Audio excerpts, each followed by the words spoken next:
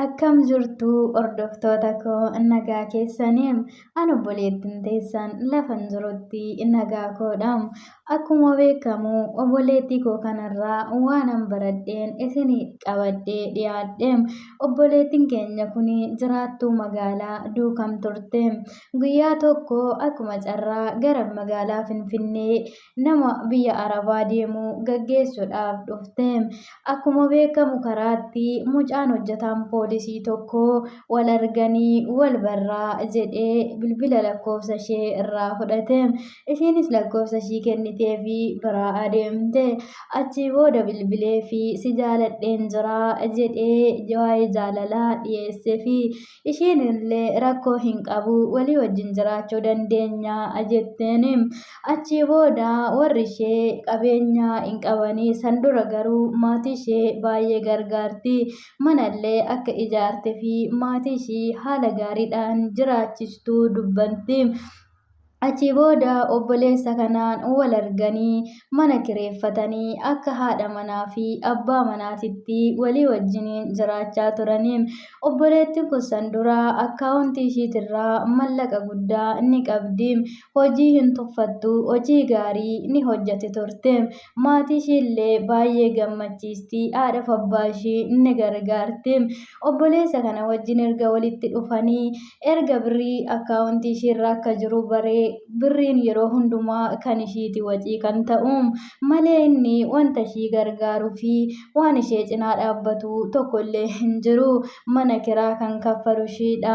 Jireenya mana keessaa kan bitu waan hundumaa isheedha. Inni immoo bahee galuu fi nyaatee dhuguu jireenya gammachuu jiraachuudha. Achii booda gaafa birriin akkaawuntii ishiitirraa dhumatu ishee irratti yaada isaa geeddarate. Yaada isaa geeddaruudhaan irratti ka'uudhaan gaafa barbaade dabadabuudhaan amala isaa isa durii isa duraan jaalatu isa immaa koo isheenis abbaayee koo jettuun dhiisee gara dabadabuutti ni deebi'e. Obboleettii kana baay'ee ni darara. Isheedhaan immoo akkas jedhee itti dhaadata. Yoo na dhiistee nama biraatti yoo kan heerumtu ta'e sin dhiisuu sin ajjeesa. Kana naan taane nama biraatiif ammoo hin taatu. Namni biraa si fuudhee nama sanii sin dhiisuu sin dhiisuu. Maatii keellee nan ajjeesa. Maatii kee zaraa zartii kee nan fixaa jechuudhaan ishee sodaachisuudhaan baay'ee itti ni dhaadata ture. Isheen illee maatii koo na harkaa ajjeesurraa anumti du'uu wayyaa jechuudhaan isa wajjiniin dabadabamaa ni jiraatti. Kana asitti immoo isheen maatiin ishee akka isheen jireenya akkanaa eegaltee quba hin qabdu. Yeroo maatii isheetii yeroo tokko bilbiltuu fi mastaangidoon hojjechaa jira jechuudhaan maatii ishee jajjabeessuudhaan ani iddoo gaariin jira jechuudhaan maatii isheetti ni haasofti. Innis immoo ishee baay'ee akkasumatti ni darara ture. Isheen immoo obsa qabeettii waan taateef sarraatanyinnatii ni hojjetti. Achi yeroo galtee qabeenyi hin jiru wanti nyaatan hin jiru. Gaafa birriin akkaawuntii ishiitirraa dhumatee jedhu innis amala isaa itti waan geeddaree fi obboleettiin tuni lafa littu dhabde. Garuu guyyaa tokko jalaanan deemaa anisa wajjiniin hin jiraadhu jettee mana namaatitti badde. Achii booda koottuu isin araarsina ammaa booda sin tuquu ammaa booda harka isaa irratti hin kaasuu jedhanii deebisanii araarsanii. Maatiin isaa akka isaa walitti deebitu ni taasisanii.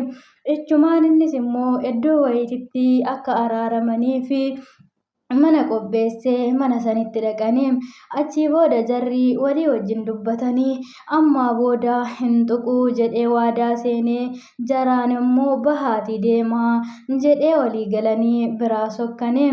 Isaan biraa bahanii itti ol deebi'ee obboleettii tana morma ishii muruudhaan akkasuma cuubee qopheeffatee fi hoggaa isaan biraa deeman balbalatti cufatee morma ishii qaluudhaaf yaalii irratti taasisee jira. obboleettiin kun taaggaltee akka ishiin hin iyyine garaacha ishii walitti qabuudhaan morma ishii walitti qabuudhaan obboleettii kana iddoo baay'ee waraane garaachi ishii hin hafne mormi ishiillee tuqamee jira harka ishiillee bakka hedduu waraanee jira obboleettiin tuni namseedhaaf waan ta'eef ni iyyiti namtichi tokko immoo gibbii san keessa osoo jiru waca dhaga'ee obboleettii kanaaf birmate oggaa inni birmatuuf obboleettiin kun dhiinni ishii iddoo hundaayyuu baay'ee ni dhangala'a ture gurbichillee gaafa kana argu bahee baqate obboleettiin tun lafa dhooftee ni kuftee achi warri mana sanii immoo ambulaansii yaamanii gara mana yaalatti ishee geessanii manni yaalaa obboleettiin tun baay'ee miidhamte maantu akkas godhe jechuudhaan yaalii yaalaa turanii obboleettiin tuni waan itti yaallamtullee akka hin qabne ni dubbatti kanaaf obboleettiin tuni miidhama guddaatu isheerra gahee garaacha ishii baqassee morma ishii muree godaannisa ishiirraa hin banne obboleettii kanatti uume kanaaf obboleessi kun jalaa bahee baqachuudhaan iddoo ishiin mana yaalaa seentettillee dhaqee hin gaafanne obboleettii tana baay'ee rakkina keessaa ishee seessise maatiin ishii immoo mucayyoon tuni akka maalirra jirtu osoo duuteyyuu quba hin qabani achi booda warroonni suni lakkoofsa maatii keetii nuu kenni jedhanii Doktorri ishee yaalee lakkoofsa maatii keetii nuu kenni jedhanii inni gaafatanii isheen hin kennuu maatiin koo akka nani kanarra jiru yoo dhaga'anii baay'ee na jalaa gadduu jettee inni diddee doktorichi immoo yoo lubbuun kee ba'e qofan itti dawwalaa lakkoofsa maatii keetii naa kenni jedhee abobbalee lakkoofsa ishee irraa fudhate obboleettiin tuni mana yaalaa keessatti baay'ee waan of dadhabdee fi obboleessi suni maatii isheetti dawwalee mucayyoo teessanii hadagaa makiinatiitirra ga'ee koottatii ijaan argaa jedhee haadha fi abbaa ishiititti dawwalee fi haatiif abbaan ishii yeroo dhufanii baay'ee rifatanii hadagaa makiinaa se'an malee harka namaatiin akka ishiin dararamte hin beekne obboleettiin kunillee gaafa maatii ishii argitu bootaa waraannamtee fi morma ishii bootaa muramee iskaarbii itti hidhachuudhaan garaacha ishii kan waraannames tisheertii dheeraa uffachuudhaan godaannisa ishii maatii ishii ni dhoffatte. Achii booda xiqqoo ishii fayyitee gara mana kireeffataniitti deebi'anii ni galanii mucaan garuu safaruma san ni jiraata ture haatiif abbaan ishee oduma ishii badadaa jiranii akka carraa ta'ee godaannisa ishiirratti ni arganii maal taatee jedhanii gaafa gaafatanii isheenis qazzettee akkanattan abbaa manaa kootiin dararame jechuudhaan itti himattee intala koo maaliif iddoo kana nu teechistaree akkuma jedhellee osoo nutti ol deebi'ee nu ajjeesee jechuudhaan haati ishee itti dubbatte obboleettiin ishee tokkollee maatii ishee wajjiniin waan dhuftee fi baay'ee waan rifattee fi obboleettii ishee sammuun ishee ni darbee obboleettiin ishii ni dhibamte maatiin ishii jara lachiifuu baay'ee ni yaadda'aa turanii adoonittuu himuu baadhee lakkoofsa kee kennuu baadhee jiraadhee obboleettiin tiyyaa na jalaa hin miidhamtu jettee isheenis ammoo gadda keessa ani seente. Achii booda gaafa xiqqoo fayyitee jettuun maatiin immoo si ganneen galluu si fudhannee gara duukaametti galla jechuudhaan ani hin galuu aganni yakkamaa kana qabsiisutti isi faana deebi'ee biyya kootti hin galuun booda ammoo dubartii biraa akkana gochuu ni danda'am anuma itti dabalee ajjeesuu wayya malee hagan isa qabsiisutti ani deebi'ee hin galu jechuudhaan haadhaaf abbaa ishii inni deddeem haatiif abbaan ishii akka waaqayyo si godhe ta'i jedhanii dhiisanii ni adeemanii isheen illee isaaf dawwaluudhanii kottuu hin araaramnaa akkuma duriititti walii wajjin jiraannaa jechuudhaan dawwaltee fi innillee dhuguma se'ee tole rakkoon qabu akkuma duraan bareetti mana uteelatitti kottu jedhee ni waame isheen illee guyyaa tokko dhaqxee isa wajjiniin bulte kaayyoon ishii madaa ishii san dagattee isa inni ishee godhe san dagattee osoo hin taane isa qabsiistee gumaan ishee akka kaffalamu barbaaddeeti. Achii booda halkan tokko wajjin bulanii lakkoofsa namaa yoo ishee harkatti arge garuu bilbila ishii harkaa fuudhee dawwalee namoota saniin gaafata. Poolisoota garuu qaaman argitee wajjiniin haasoftee iyyattee si gargaarraa jedhanii ishee jajjabeessanii. Achii booda walii wajjin bulanii iddoo inni jirus baranii poolisoonni immoo ishee duuba waan adeemaniif akkasitti baranii. Achii booda walii wajjin bulanii erga ka'anii gargar deemanii obboleettiin tun waan nyaattu waan hin qabneef kottuu hojii si argeen jira hojii galii jedheen. Garuu kana keessaa iddoo ishii waraannamte iddoo madaa ishii waan tokkoyyuu hin jenneen obboleettii koo fayyitee maalirra geesse jedhee obboleettii kanatti hin dubbanne.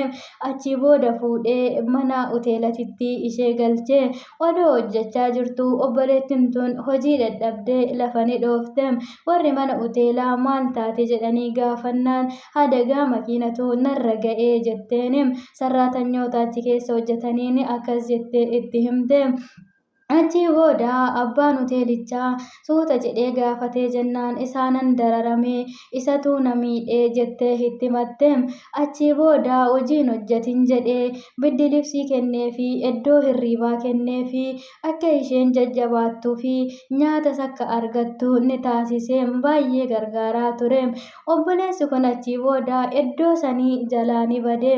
Ammallee iddoo hoteelaa sanii baatee dhuftee obboleessa kana duukaa buutee iddoo inni jiru gaafattee walii wajjin hin araaramna jettee ammas oduma akkasitti walii wajjin jiraatanii walitti deebi'anii wal argatanii ammas wajjin jiraachuu ni eegalanii. Isheen ammallee isa qabsiisuu barbaaddi malee wajjin jiraachuu hin barbaaddu. Inni garuu akka ishiin kana gootu quba hin qabu. Achii booda bootaa isaan deeman mana hoteelaa wayii walitti qaxaratanii ni dhaqanii. Poolisoonni immoo ishii duuba ni dhaqanii.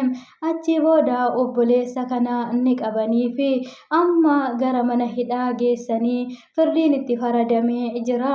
Obboleettiin tuni garuu na ajjeesullee ajjeesu jettee isatti deebitee isa wajjin buluun ishii ana baay'uma tokko na dinqa.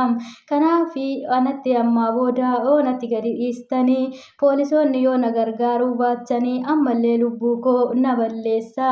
Adaraa poolisoonni duukaamii ta'ee kan Addis Ababaa ta'ee na cinaa dhaabadhaa jetti. Obboleettiin tun ammallee jireenyi ishii karaarraa mangadii gubbaa bulti malee manallee waan kiraa qabattuun hin qabdu. Obboleettiin tun karaarra jirti.